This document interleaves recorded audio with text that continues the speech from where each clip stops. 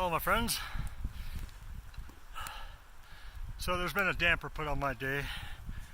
I knew there was a storm coming in. I knew there was going to be some snow.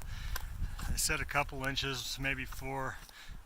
You're right, like 8. I don't know. It actually started snowing a little bit, for at least blowing. Oh, shoot. My shoelace is untied. I'll wait. About 11 o'clock last night, and I may disappear just in case. I'll be alright. I'll just fall through the snow because why? Left my snowshoes. I think this is the third time, maybe the second time. Could be the third. No, it was the second time that I got word that I wouldn't need snowshoes. Well, coming up was not bad at all. There wasn't enough me falling through the snow to warrant bringing them. And it's not like they're that heavy. I just put them on the side of my pack. Sometimes they catch branches, and I got a post in here. I got to do that with my poles to find the trail sometimes, because a lot of times I can't see where the trail's at anymore because the wind has blown the snow across the trail. It'll take me twice as long to get down at this rate. There's been a couple spots though that I was able to. It's beautiful in here, isn't it?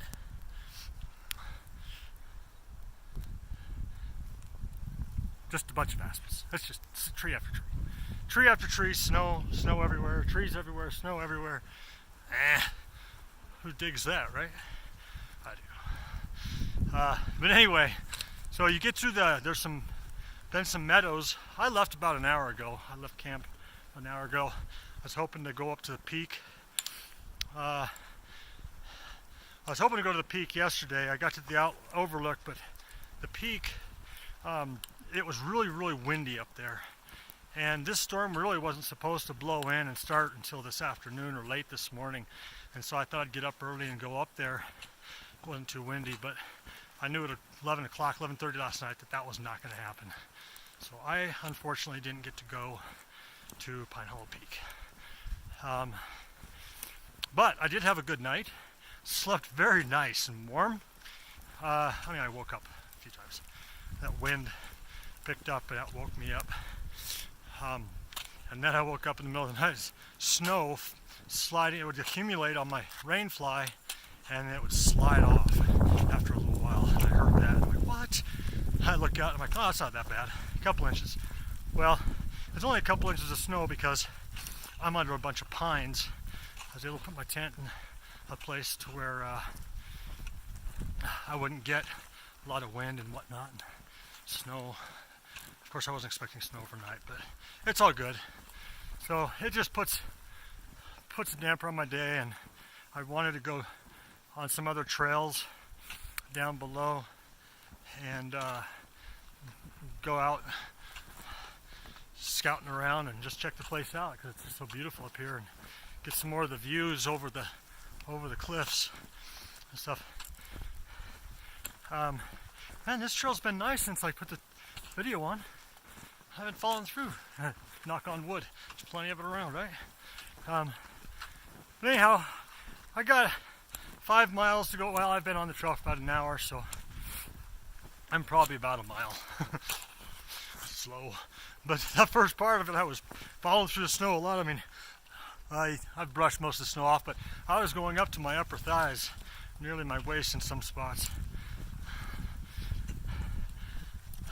I will bring my snowshoes with me no matter what next time. And when I do camp, I don't camp on the trail, so I do go off trail, which means I get into snow deeper than up above my knees or whatever. But it's only for a short distance, so it doesn't bother me too much. Because right now my socks are full of snow, and because I didn't bring my gaiters either. I had my hands on them, and I'm like, nah, I don't think I need them. Those guys said the trail was nice all the way up, and it was. Do you hear that? Sounds like thunder. They must be blasting for avalanches over on Timpanogos Alright, which way does the trail go? This way, that way? I'll find out if I fall through. But they must be blasting for avalanches over on Timpanogos. Yeah, that wasn't it. Oh. And I'm nowhere near avalanche danger myself on this side of the mountain on this trail. Now if I'd have dropped down below the ridge on the other side, I would have been. But Mikey don't do that. Mikey don't play that game. So last night was great. Got a fire going, had my dinner, and enjoyed that. Kind of went to bed early, man. It's 8 o'clock, 7:30, 8 o'clock. And it's just like, I don't have nothing to do, you know. And there wasn't a lot of firewood available to me, and I didn't really want to go out in knee-deep snow gathering it. So it wasn't that big of a deal. I just kind of hung out in my tent and listened to some music, whatever. And, but yeah, got up and pulled my back in and packed everything in there and just kind of threw it in there and brought it out, stuffed my tent in there, and off I went. Alright, so this could be fun. I don't know if you can really see that. There's ruts in the snow. And one of them's the trail. Well, they're all a sort of a trail. So you might see me disappear, but they have these machines, I don't even know what they're called. They're like a little ATV. They're like a two-wheeler. But you take them off, there's a kit. You take the front wheel off and you put skis on it. And then you take the back wheel off and they're tracks like a snowmobile. So it's just the skis in the front and the track on the back. So it just leaves like one track. Yesterday I saw it, I'm like, that couldn't be a snowboard because it's a little bit wider than a snowboard. But I'm like, it's not steep enough. Here I go. Steep enough for a snowboard. I don't know if you can see those out there, but I haven't seen one yet. I just asked the guy yesterday what made these tracks, and he said that's a good question. He says I had the same question last week, and then I found out, so I didn't feel stupid. But anyhow, I'm just following any one of these tracks, and it's kind of packed down, but not near as much as the actual trail. So, yeah, we share the trail with horses and motorcycles, and mountain bikers, skiers, a whole bit. Oh, great. Both my shoelaces are untied.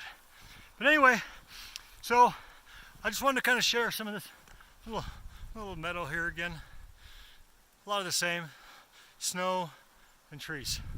Lots of snow and trees. So, but overall, this trip has been good. Just, bummed out about, I'm more bummed out about not getting that peak than I am the snowshoes. That's kind of weird, isn't it? It just makes it harder on me. But hey, the good news is I'm burning more calories. Burn off all that candy and all that junk I ate. But I burned like 1,600 calories yesterday coming up, according to my little health thing. I don't think I even ate that much for dinner last night.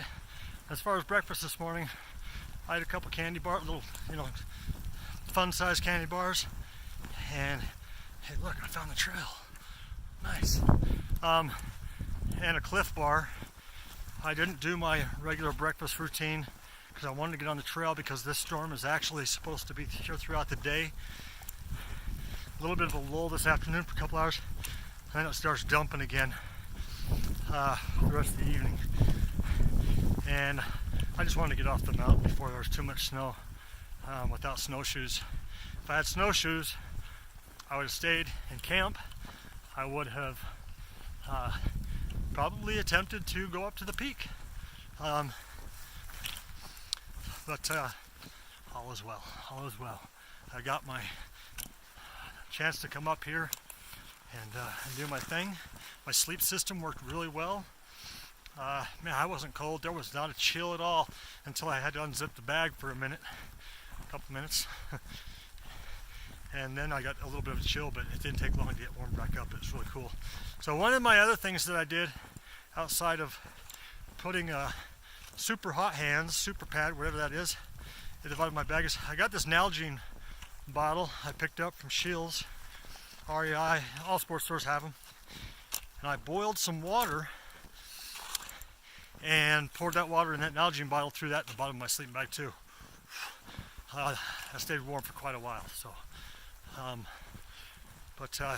that's a good little trick too, if you're out winter camping or camping in the cold. So, and then one more thing actually worked out for me when that snow came in last night. It piled up, like I said, it piled up on my rainfly, slid down. It didn't do much for ventilation because it pretty much closed off everything. Any ventilation air coming up underneath the rainfly into the tent. There was still a little bit, I created a little bit of a pocket there so I could get some ventilation in there. But I didn't get any wind. I could hear it, but it wasn't too bad. So, which way? A nice tree to hang out under. Take a break.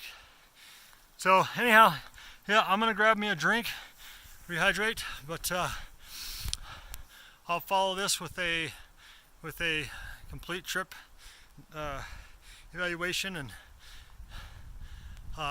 then share any other fun things, adventures on the way down, because I suspect it's going to take 2-3 hours to get down yet. So get my shoes tied, get some water in me. Peace out, hike on.